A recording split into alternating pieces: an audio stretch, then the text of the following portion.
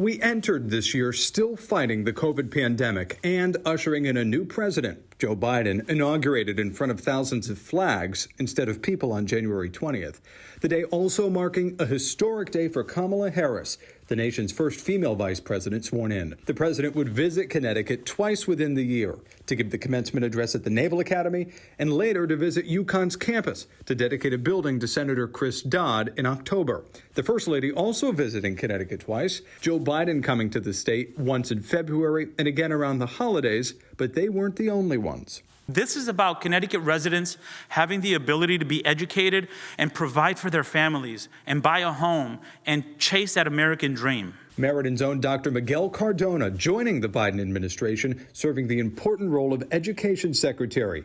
Cardona, a graduate of Central Connecticut State University, was tasked with leading schools nationally amid the pandemic and getting students back into the classroom safely. Later in February, we learned of a massive fire at the Hole in the Wall gang camp in Ashford. One of the main buildings on that campsite was burned to the ground, prompting a major response.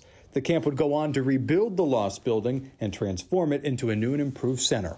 So this space is going to be universal in design. It'll be larger, it'll be able to be run year-round, so, out of a tragedy has really come a blessing. Then, Juneteenth was celebrated for the very first time as a federal holiday. Fox 61 commemorated the day with Celebrating Juneteenth, a story of Black pride, an on-air special highlighting the importance of the day. Celebrating Juneteenth is really critical to this country because we want to make sure that all of the folks who contribute to the building of this country are acknowledged. The spring also brought extremely difficult stories. In May, 30-year-old Ricardo Torres Jr., a New Haven firefighter, answered the call and ran into a burning home in the Elm City, but lost his life.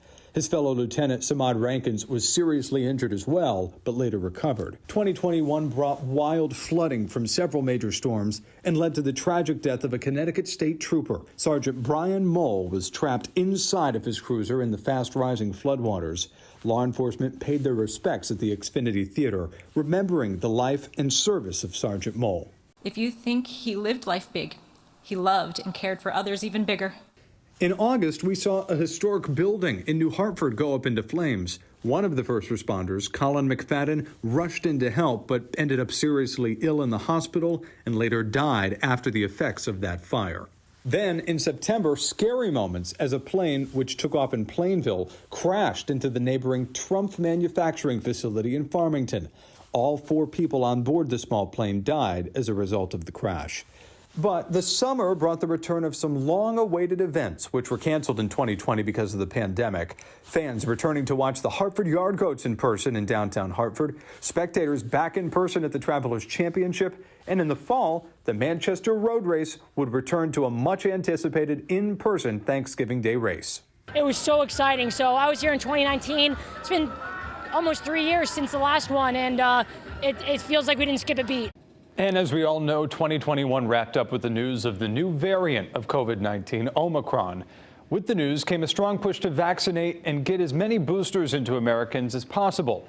Mask wearing also has started to now make a comeback, resulting in all of us ending the year dealing with this pandemic fight just as the year started.